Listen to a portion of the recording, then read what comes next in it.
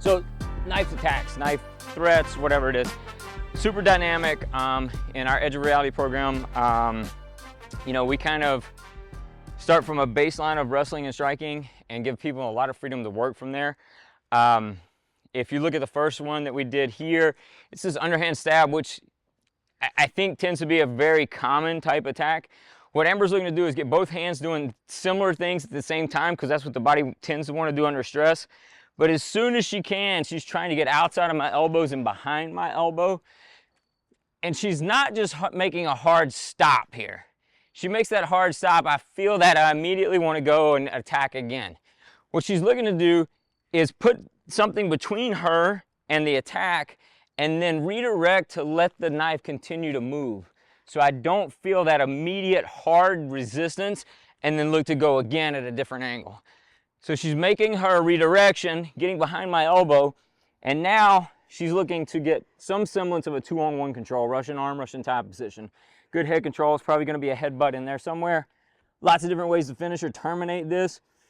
She threw some knees, setting up her inside trip, which allowed her to break my balance, and then my posture put me on the ground, and then I think she probably stomped me in the head. Yes?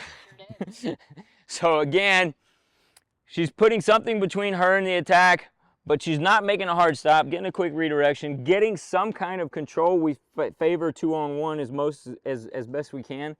Good inside head control.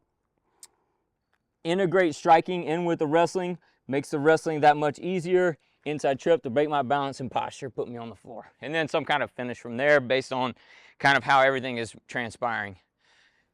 Threat to the neck. She has to recognize what I need to do to cut her and then take the knife the other way. She did an arm drag. She's setting it up by bringing her hands inside of mine. This allows her to move the knife off of her and start setting up her arm drag, which is a basic wrestling movement that we drill a ton in all of our classes. She's right back to that same point of reference before, the Russian arm, Russian tie position. This time she's got an over grip, good head position, and she can look to do very similar things. Banging knees, inside trips, foot stomps to stretch me out, put me on the floor. Integrating again the wrestling and the striking together. And then finally, the one we looked at, what we have seen a lot is that when knife attacks occur, the offhand, the empty hand tends to lead, tends to do something first, whether that's hitting or grabbing, moving them around, whatever it may be.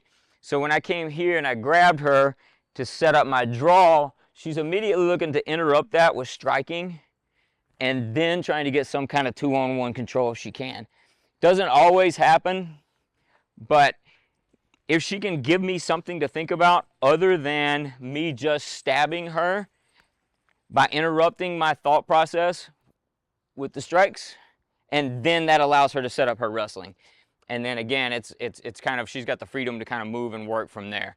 So that's 3 attacks and threats based on integrating striking and wrestling, tying those things together, looking to get some kind of control, looking to probably put them on the ground, do damage, and get out.